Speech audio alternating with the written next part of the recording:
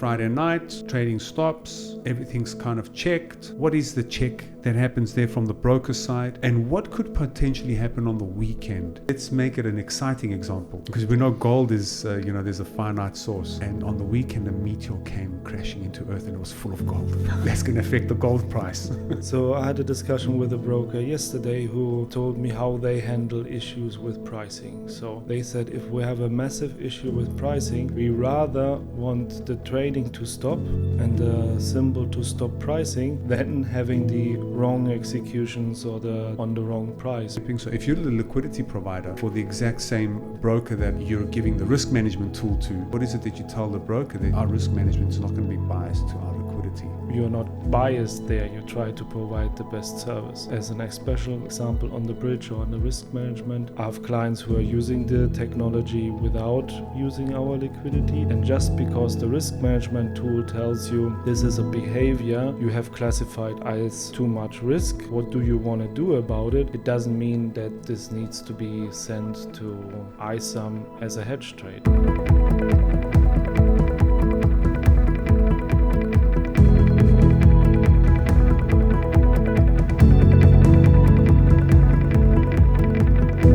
Welcome to the Financial Frontiers podcast. Remember to subscribe to our YouTube channel, hit that bell icon to get notified when we upload new content. Follow us on Spotify and give us a 5-star rating. It will help the channel, which I hope you love so much.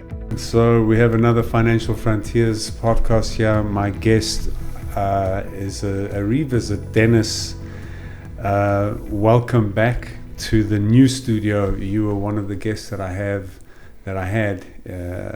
was a year ago maybe? I checked it 9 months ago. 9 months ago. Feels long if you do a lot of things. Yes. And that was back then when you had initially, it was your first few months or as you entered into iSAM. Yep. So I guess not everybody saw that. It always makes sense to introduce yourself again. Let's do this. Let's talk. What are the updates of Dennis? What are the updates of iSAM? What's new in the world of the CFD, the financial trading business? Let's get into this. Yeah, let's get into this. First of all, thanks for having me. I follow what you do and always interested to see what you're doing, so having me again is a great honor. So wasn't too bad last time. And a lot happened. So for people you have online who haven't seen the other show, I can highly recommend it. And so I'm Daniel Weissert. I'm a Chief Commercial Officer at iSAM. I'm taking care of the technology part of iSAM. We have different business lines. So under iSAM, there's a quantitative hedge fund, there's a liquidity business, and there's a technology business. And I'm taking care of the technology part. And you asked what's new. So that's interesting because that was a part I wanted to talk with you about. So over a year ago, sitting with friends, and one lives in Zurich, one lives in Dubai, and there was a financial show in Dubai, and my friends were bored and said, there's nothing new, it's the same thing, not even know if I should go. And it stuck with me. I thought a lot about it. I thought I want to tell my friends what is new, and I want to look like you. We're in the industry for so many years. More than 15 years on my side. I started in a bank, then in a retail, went to a retail broker, to a prime of prime, did liquidity there. I moved to a fintech company, and now I'm with iSAM. So I've seen different things, and I understand that people like who are in the industry for a long time see the same things and getting bored, and especially smart people are getting bored. So you said you're on the run and there's a lot of things to do. And by on the run, I mean like managing your business, taking care, checking the numbers, new innovation, spending time with me, doing a podcast. So, but yeah, I'm getting bored myself sometimes. So I guess smart people are getting bored. People who are way more smart than I am getting faster bored. So when they ask, long story short, when they ask me what's the next new thing or why is it the same, I didn't have an answer, and it stuck with me for a while. And yeah, I think I've found some of the answers to this, and that's what I wanted to talk with you about. So to build a bit of context there, I think I understand what you're talking about, and when we say when I speak about myself, there's just so many things that are happening at the same time. This is what we were discussing before we started the recordings here that you brought up, which from my side is there's just not enough time in the day. There's multiple projects, multiple businesses that are all with their own obstacles and challenges, and with their own small milestone achievements, which is all exciting. But when you're in the midst of it, when you're just running, it is important to take a step back and just stop and see, just do a tally up and see, is my progress good? What's going on? I don't know, so that's what I was referring to. But what you're talking about, with your friends, just to build a bit of context there, is we attend these expos, and just generally, I mean, even on the internet, we in our business, in our line of business, which is this retail fintech space, where small traders and maybe even large traders, investors generally around the world, take their chance in some cases, or actually know what they're doing in terms of investments and dispersing their wealth in the form of trading for the hope of increasing their net worth. And the boring part is that I think you're referring to is we attend these expos where we see the technologies that exist, and it's just a rinse repeat almost every single year. It's the same thing. We're looking at the same thing every year. It's the same technologies with some new improvement, but no real breakthrough that is that's exciting. That's the different stakeholders, the different participants in this industry can look forward to, whether that is a portfolio manager, whether that is a B2B, a tech provider like iSAM or DGM Tech Solutions, or a broker or a trader. And so I think, and I'd like to hear your answer to that question, but and before you do, I want to give a different perspective, and I want to say that there's a lot of exciting things. Yes. There is a lot of exciting things, and these are the trends that are also, and we've mentioned this, so I think in every single podcast I've had, the term AI has come up, and I think it's just not for no reason. There's a reason to that. I think technology is very exciting, and the breakthroughs that we're waiting to see happen haven't really happened yet. And maybe it's not in AI, maybe it's something else, but I'd like to hear your answers, and this is an interesting discussion, actually. I agree. There is so much interesting things, and there's so much to explore, but what you need is the time to explore it, and this is where the challenge is. This is why those people I have talked to are unhappy, because they are busy with the day-to-day, with the routine. And last time you broke down this complex stuff to very human, understandable parts, so I thought a little bit about it. And if you pay your bills, I guess for the least amount of people that's fun, and you do this regular, and it consumes time of your day. And then you automate it, you do a standing order, and your rent is paid.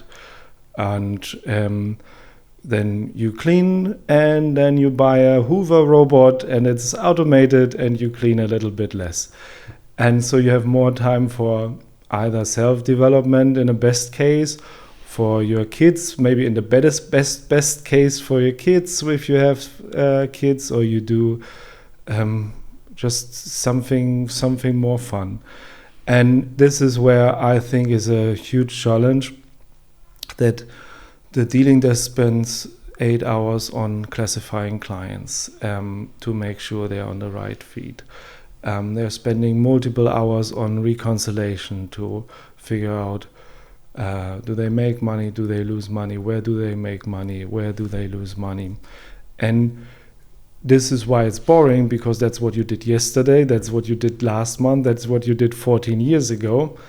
And this is where I learned something. I did it myself on the desk. I did the spreadsheets and spent many hours on it.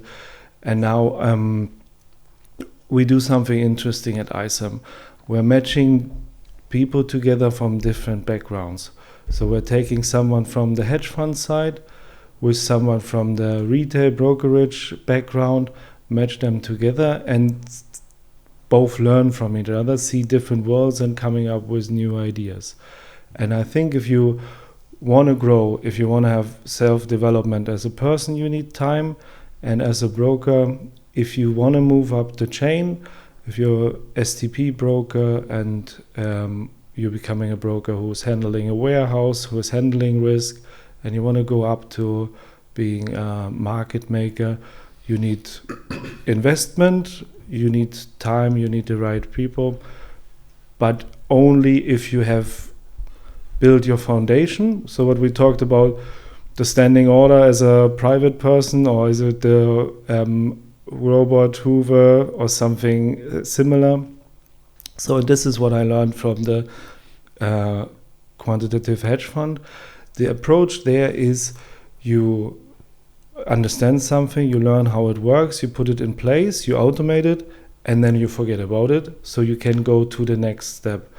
And this is a part missing in the retail broker industry I have seen. I told you before, I spent a lot of time in Australia seeing some of the big brokers. In Cyprus, I'm very often, I'm based in London. I'm putting a lot of effort into not only do it in theory, but sitting down on the desk with the head of infrastructure, with the head of dealing, and understand their pain points. Think about it, take it back to my teams. And this is the day-to-day business is a big challenge for evolvement, for moving up the chain. For sure, and the infrastructure and the dealing, you mentioned both of them, and your objective there, those go, they almost go hand. The one relies on the other, or I guess the dealing function relies a lot on the infrastructure, and it comes specifically down to latency.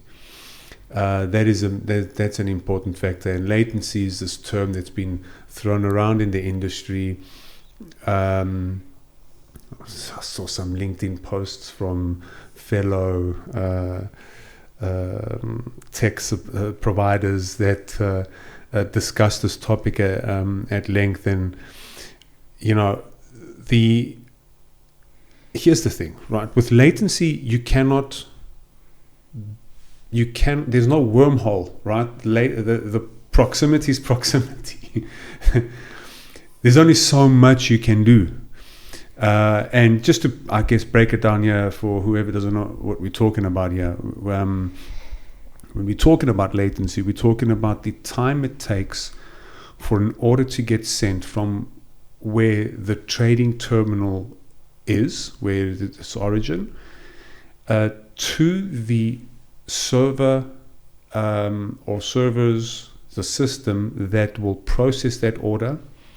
And then in turn, the way that system has been configured to process that order, maybe there is a requirement to send it further on, so another destination, which means it's somewhere else in the world, more latency,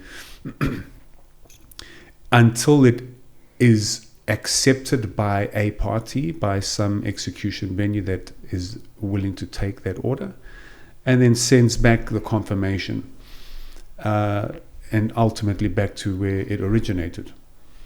So that is where we're talking about when we say latency. Strictly speaking, in technical terms, it's the ping time it takes to get a response from a request from one terminal to another, from one device to another device. But the question of latency, and in our industry, it is not only that, it is also the time it takes for the server to process the order, because there's the importance here is the execution time. And so something that there is no solution around is you cannot take away proximity. Yeah. The best you can do is rent out a server, and what's left in terms of sending signals for the distance that you have to cover. Let's say, let's break it down in an example. You've got somebody who's trading in South Africa, and the trading server is in London. It's going to take time for the visual.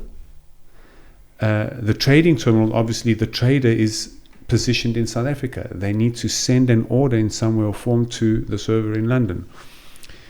If you rent a server in London, so in close proximity to where the execution venue is, where the server is, you still have the visual and the mouse clicks and keyboard strokes that need to be sent, which are still coming from South Africa. Yep. So you can only take away so much.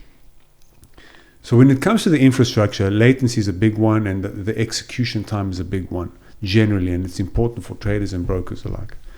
And then you've got what you mentioned before, the dealers who have hit this mundane, let's call it everyday, same thing all day, nothing much to look forward to, which is, I think, a very bleak kind of perspective. If I were in that position, I would look for some exciting, goals to, even if, my day-to-day task is the same thing, rinse, repeat. I think everybody has that. You can set targets that make it kind of exciting and put purpose in your everyday rinse, repeat tasks that you're doing. Yeah. But, give us some feedback over here. What are the challenges that you've seen around these, and what are the solutions that you've discussed that you're proposing to this discussion? So, all right, I like how you explained the distance, because there is distance, no wormhole, and there's a physical distance we always want to have in mind. There is more, I think, I want to add, and you described the order originated by a client who clicks a mouse and places an order or a keystroke, but it starts earlier. So the client who sits in South Africa, in your example, who places a trade. Why does he places the trade? Because he has a trading strategy, and he has the opinion the market moves in his favor in a certain direction. And he has this information from the analytics he's doing, from the charts he's looking at, from the news he's reading. But if those news are old, then his strategy doesn't work anymore. And the broker kind of has the same challenge. So if the broker looks at an event which is already old, and let me add there, you and I know the further up it goes the chain, the more relevant time gets. And when I can make a trading decision on my private mobile phone, and it doesn't really matter if I make a decision a second or 2 seconds later. For a broker, milliseconds decisions are way more important than this. So if I, as a simple example, I read in the newspaper the gold price is going up and I should invest in gold, and I think, that's a good idea, and I'm placing a trade in gold, and then I find out the newspaper was from 2 weeks ago. Then and this is the extreme example of what the broker is facing. If the price is late, the system processes the prices late and then passes it down to a client, and the client doesn't read the 1 week old newspaper. The client has maybe lives close to the press and picks up at 6 o'clock in the morning the early first print and knows something and can place a trade. This is where the retail client can take advantage of an inability of a system. And this is where high risk on latency and on time.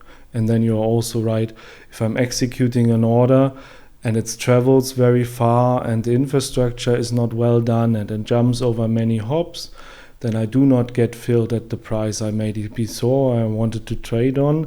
I get slipped, I get a later price or in a different price than I was assuming I trade on, and then my trading strategy doesn't work anymore maybe because that's not what I was planning to do. Right. And let me answer your second question about the excitement. I think dealing desk is one of the most exciting and also one of the most stressful jobs. I remember back in the days when there was no crypto on the weekend and we in Cyprus could finish at midnight. We know what risk we had on the books. There was weekend. There was nothing to do until the market opens. That's not the case anymore. So most stressful, most exciting job. But I remember the Excel sheets I have done to categorize clients to make sure they're on the right book.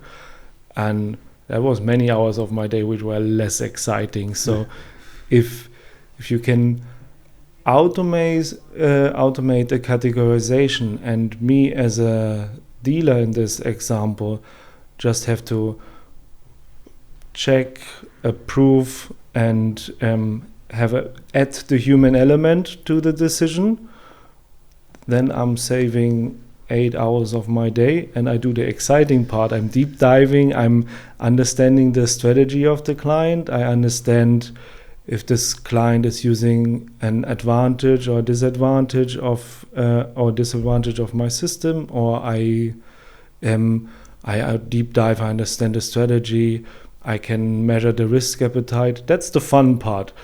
Copying something into Excel isn't fun, in my opinion. I know there are other people who enjoy that. So it's funny that you mentioned where before the crypto times, the market would close in Cyprus time, the GMT +2 zone at midnight. And then it was almost like this, okay, I can relax now. All my positions are kind of covered. I know what's going to happen. But still, if there was some kind of a black swan event during the weekend, now you're sitting and you're worried. What's going to happen in market open, So it wasn't completely all gone, but you're right. There was something, still you needed to keep your one eye open, on the news. That's true, because you wanted to be prepared when the market opened, what to do, and not to forget the infrastructure teams, which then had to do all the work at this time because the market was closed. So they moved servers, they did migrations, and if you're involved in there and do some pre-checks, it wasn't all peaceful, but it became a 24/7 responsibility. I think, let's just expand on this small discussion over here, because there could be someone in the audience who doesn't know what we're talking about, like traders know, right? Yeah.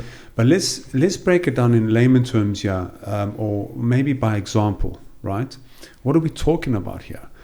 And if you can maybe just give this, paint a scenario with an example, right? where it's Friday. Give a basic example, like you've got 10 traders who are all participating in gold in some sense, right? And you've got the broker who's deciding on how to handle the positions that are coming in from these 10 traders, right? And Friday night, trading stops, everything's kind of checked. What is the check that happens there from the broker side? And what could potentially happen on the weekend? Let's say, let's make it an exciting example, because we know gold is, there's a finite source. And on the weekend, a meteor came crashing into Earth and it was full of gold. That's going to affect the gold price. I would assume so, yeah. Full of gold, a meteor that landed in the Pacific, and we can get it. All right. What happens? What could potentially happen, and how is this dangerous for the broker and also for the trader? Right? Let's paint this example. Let's break it down. I think I came across a similar event, no meteor, lucky me.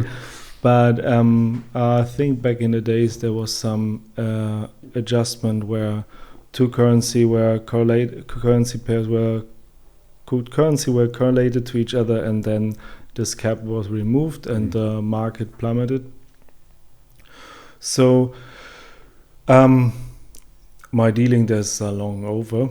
I'm more into the strategy, but I will see on the example. Go a trip down memory lane. Yeah, and maybe how do I get my my head out of the situation? So, since you would expect a drastic change in price, and if there is way more gold existing than before, I would assume that the gold price will drop against the currency. Some more supply. That's what happens when we print money. Yeah. So you want to get out of your risk. So the gold you're holding on your book, you would try to handle and remove the risk from your book to the best price possible available. And since we talked about latency and we talked about news event, so I guess the meteor everyone will notice, that will be hardly missed. Yeah. But if there are other news events, or if there is a little less major impact, you would know about this, and you would, as early as possible, see that you get out of your risk to the best price possible. Yeah. And, so some of these other challenges that exist is, let's say that happened on the weekend. First of all, the markets are not open. So traders and brokers can't do anything yet. Yeah. All they can do is wait until the markets open. And I would assume what would happen in that case is, even though the markets would open, there would be a circuit break. I think that's what would happen. What happened with... when did we have a circuit break? Is that the term? Is it the correct term? When there is too much volatility, and it's a safety mechanism on the exchanges where they just halt trading. So there's level 1, they halt trading for 15 minutes and then they open up again. And then if it's still too volatile, like it's too dangerous, that could really bring down big businesses, then they just halt trading altogether. I think it happened with during COVID. Remember oil? Oil was at $60 a barrel or something, and it crashed down to cents, which is nuts, right? And then it went back up. Circuit break, is that term? I'm not so sure, and I think that's the term. Yeah, so what would most probably happen in our example is trading would just be halted all over the show. Like, just wait on your position until we realize what happens. I'm a broker. I need to hedge this position. If I don't, the price of gold has what did you say? It would reduce, right? Because there's more supply, and it would most likely drop I would assume in price. so. And so, what do you do there? Do the clients that are long are in trouble? The clients that are short, the broker's in trouble if they've taken on the risk. And if those positions are going to go into infinity and beyond, it's going to liquidate the broker. So there's a lot of risk there. What happens? No, I'm not accepting anything. Please wait until I see what's going on, right? And this is an interesting loop back to what we talked before about.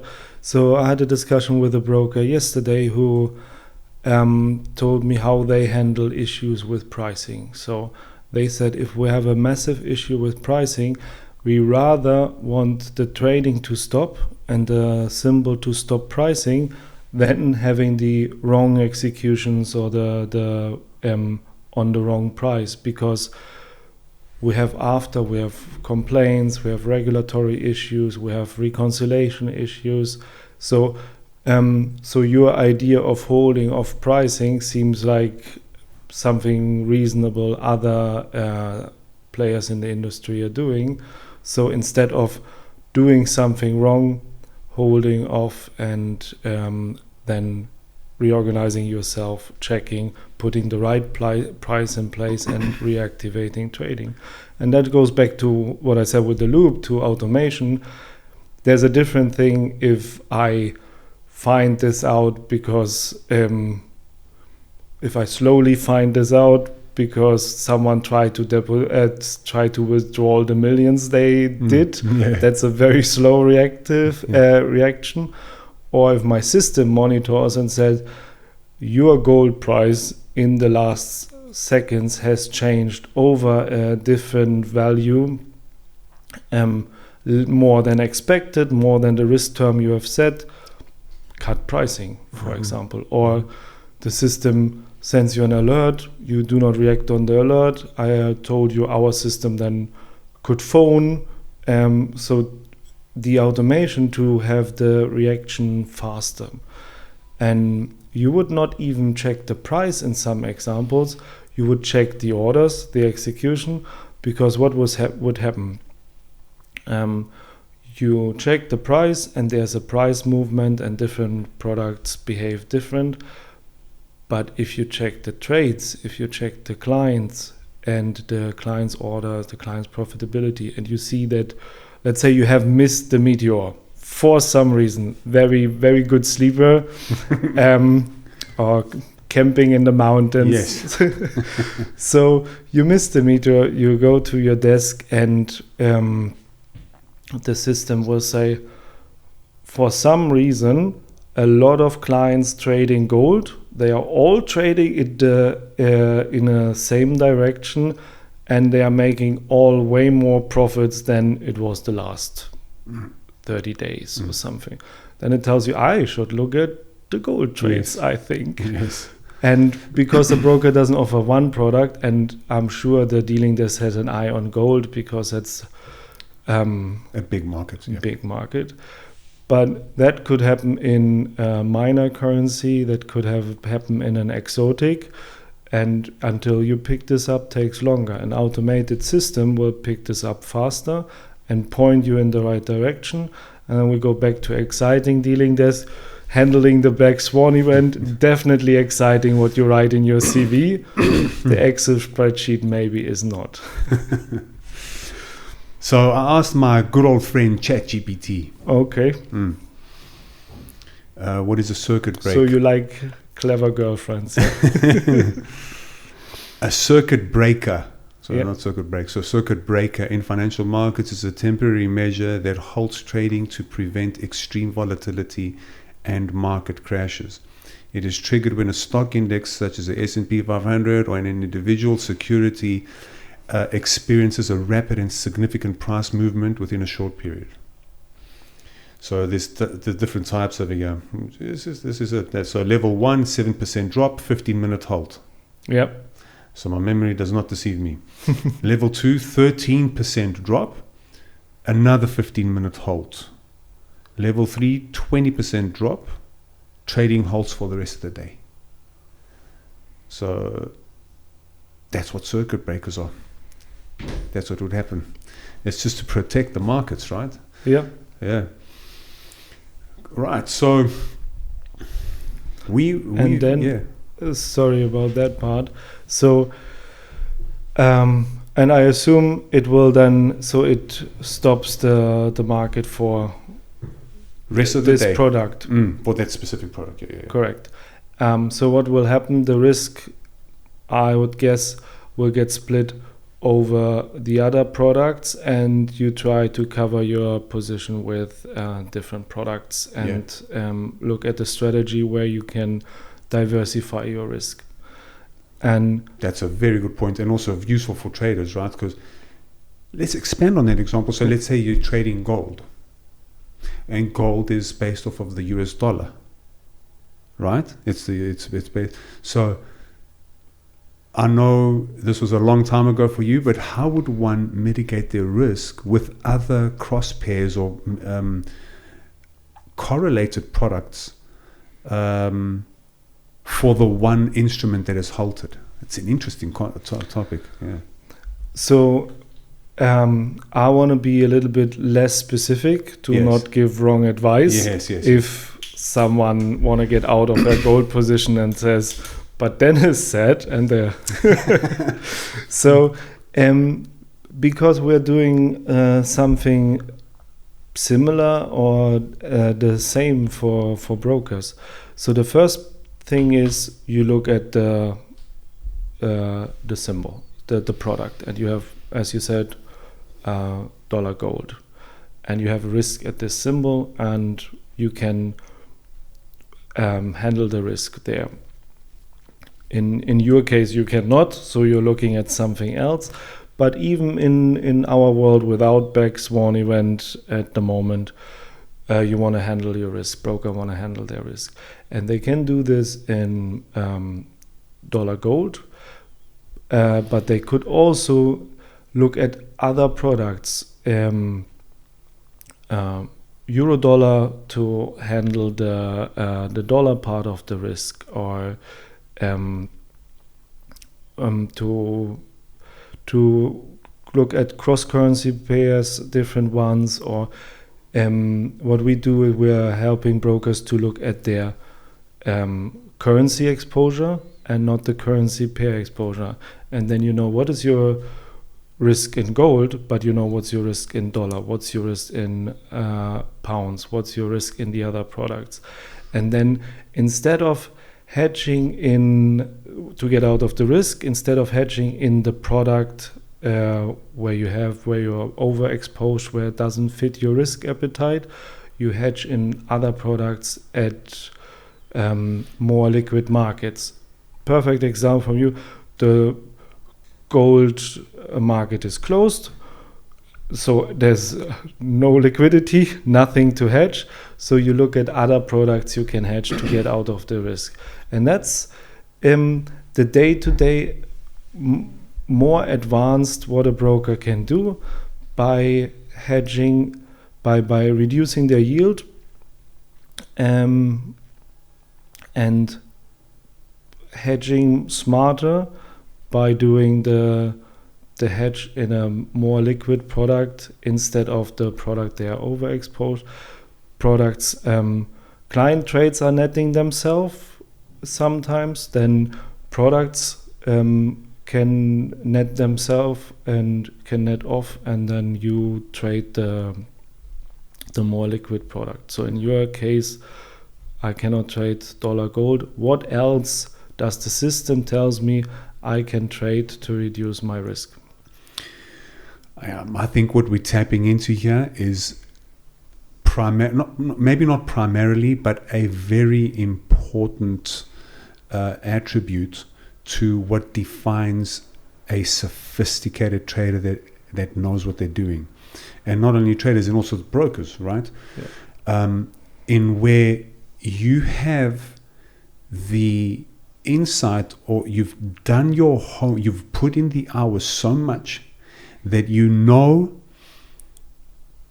the correlations and what what instruments to trade and how to position yourself in this example, right? So if gold was illiquid, if it was just stopped and halted, that you have some source, some information, you've put in the hours and you've realized, I'm going to take an extreme example. I think silver would be impacted. I'm not a trader, right? But I think silver would have some kind of That's a good idea. Yeah, platinum or whatever. I will phone you up metals. in this event and we discuss, because I'm in no position at all. But I think there are people out there that would know. And let's take an extreme example. Maybe corn is affected by a reason we don't even know how, right? Because it links to that, and corn is traded with that market, but we don't know, right? And I think that out of the sophisticated traders that exist, that have realized, that have put in the hours and have find these correlations, because it just takes work, right? And what work is that? That is the human mind looking at data and processing data.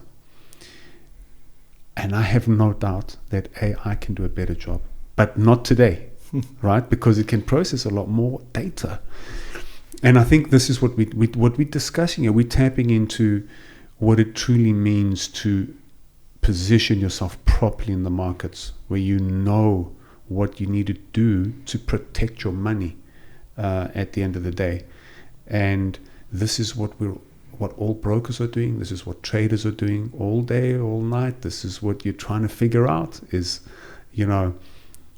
how do different events and the macroeconomics of the world, political events, news events, announcements, black swan events, the unknowns, how does it impact, right? That's the answer. I mean, the answer to that question. And how beautiful is the job on the dealing desk or for the trader if the hours you put in are in making decisions, thinking about the strategy and not crunching the numbers. So if the system tells you, these are the cross-correlated, this is the data we have looked the last 5-10 years, if this symbol has a certain exposure and the others have certain exposure, these are the suggestions for to reduce your exposure, to hedge yourself. If that's the retail trader with their trading strategy who has additional information, if this is the dealing desk, if this is the broker, it is handling your risk and having knowledge and having information available. You mentioned an AI. There are quants, there are analytics. It is about processing data and having information available to make the right decisions. And I think we need to get out of spending most of our time on cleaning the information to make it accessible, and having the information to spend more time on making decisions. And this is what I said in the beginning: automate it and forget it. So I forget which pairs are cross-correlated, not because I have automated it myself. It is not my job anymore, yes. But I know we have automated those things in the company, and then it can be, it is not the day-to-day task anymore. The next level, you can focus on the next step. Right. It's interesting. So, yeah, I mean, we spoke about the infrastructure part at an extensive length there. On the dealing side, is there anything new that iSAM is doing, kind of solutions that exist for risk management maybe, or some other form of some tool maybe that can be used by dealers, or a hedging strategy? Because if we just break this down, you mentioned in the beginning, you've got the quant side. So iSAM is, you broke it down to three segments. There's the quants, the liquidity, and the tech, right? Yep. And there's a little bit of I wouldn't say conflict of interest, but maybe a little bit of overstepping. So if you're the liquidity provider for the exact same broker that you're giving the risk management tool to, how do you convince, or what is it that you tell the broker that our risk management is not going to be biased to our liquidity? So there's that question. Are these the three different, let's call it verticals within the same space, working together? Okay, many questions. I will try to unwind this on my side. So it is normal for a big company to have different business lines, and there need to be Chinese walls in place, and then is regulation in place to not have a conflict of interest. We are very due diligent there, so that's not a problem. And then interesting part on the technology is that the technology doesn't depend on the other business lines in way of how you use it. So for example, I have brokers using my part, I'm responsible on the technology, who are not a liquidity client. So it's not a bundle, it doesn't have to come together. We know how it works, so therefore why should we not offer clients a solution, and having different business lines, having different ways to help clients on different topics. And if you offer a risk management tool or a bridge, an aggregator, the next thing is the client will ask you, oh, but where does it run on? Do you have hosting? Mm-hmm. Then you say, okay, I will offer you hosting because I want to make sure it works well. But it's you're not biased there. You try to provide the best service. And on the as an special example on the bridge or on the risk management, I have clients who are using the technology without using our liquidity, and just because the risk management tool tells you this is a behavior you have classified as too much risk, what do you want to do about it? It doesn't mean that this needs to be sent to iSAM as a hedge trade. It can be sent anywhere else to a hedge as a hedge trade. So we especially don't want to be in the risk advisory part, where this conflict of interest would be more challenging. We're providing the tools who are set up by the broker on their own risk appetite, and then they decide what to do with the risk. And we are using our knowledge across the different business lines, but we're not. There's no cross-reference. Mm-hmm. Yeah, and so with the quants are obviously there to mainly for the liquidity provider, right? To mitigate, to do the risk management, I would imagine. So quants and analytics and mathematicians and programmers, I see that brokers hiring quants. Yes. So you want to understand risk, you want to understand vast amount of data, and they are definitely useful in a quantitative hedge fund. If you are a market maker and you're creating your own price, that's where you need those kinds of teams. But even on the risk management solution for brokers, you're looking at massive amount of data, a lot of trades, prices, and you want to score some information and make them accessible. So I think quants are very smart people with a lot of mathematical and programming knowledge, and that's a little bit above my understanding. To be a quant, you need an actuarial science, right?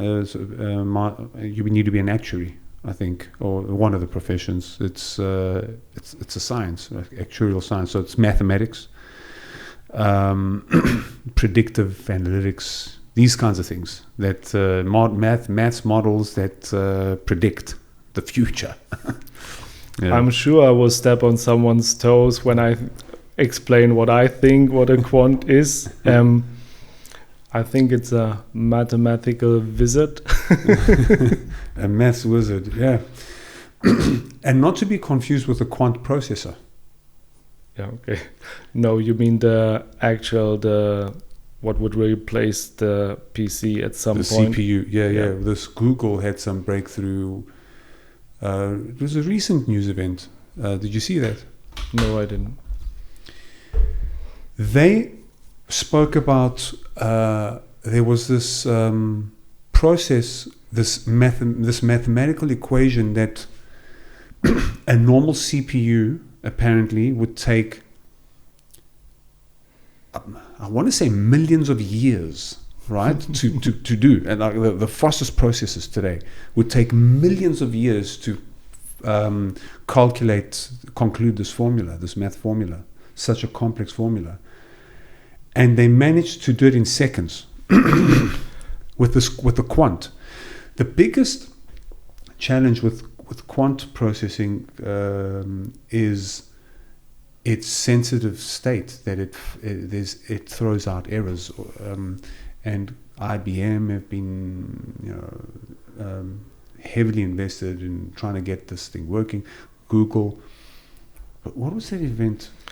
So I looked a little bit into it more than a year ago. Yeah.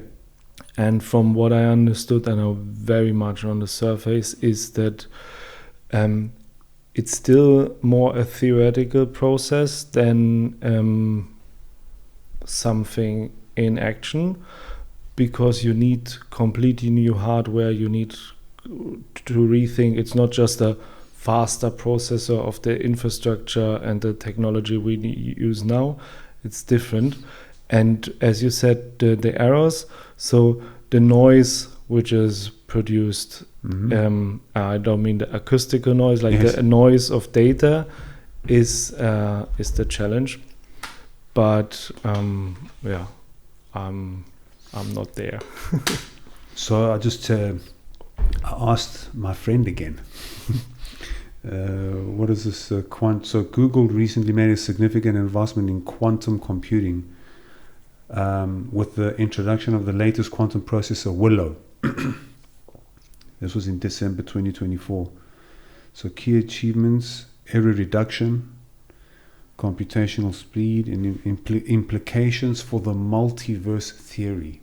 This is okay. way over my pay grade.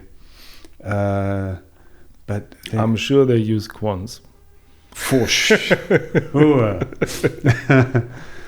For sure. But I'm not finding that breakthrough that they had. People can search it. It was quite an interesting read. I forgot about it. So much information every day, right? We get all this information every day. There's just so much space in the brain to store this stuff. But yeah, all interesting stuff. Dennis, we've been talking for an hour, believe it or not. Oh. Yes, I think it's been almost an hour. What did you want to add to this podcast? Something personal. Yes.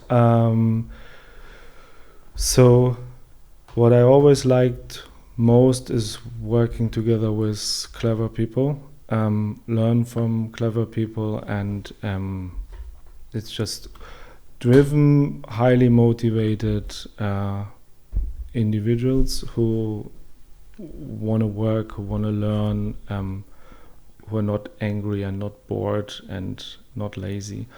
And we made an addition to our team of one of those individuals where I'm very happy about. So in the company in general, so many smart people, so many highly driven individuals. So what we do in the company is we try to hire seniors, managers, and who want to be an individual contributor again, who just not only want to sit in meetings and don't do anything, who want to be hands-on and work and want to change the world. And this is the philosophy of the company. We made a great new hire in Cyprus because we are opening an office in Cyprus to expand. And I'm very happy that we got someone new. There will be an announcement soon. You want to make the announcement on the Financial Frontiers podcast? Let's make the announcement here, if you want to. Yes, I do. As I said, I don't want to point out one individual because I'm surrounded by clever people. Well, we hired George Swan. George Swan. Yes, and I'm very happy that he joins us. And George Swan from Prime XM. That's correct. Yeah, I know George Swan is cool, calm, collected guy. I don't know him very well, but I mean, the few times I spoke to him is always level-headed, cool, calm, and collected. I'm sure he's going to contribute a lot there, and congratulations on that addition to the already smart-minded team that exists in iSAM. Nice. Thank you, Dennis, for your time. It was a pleasure speaking to you again. Thank you for your time. Thanks for having me. You're welcome. And again on the next one, and see you soon. Thank you. All right.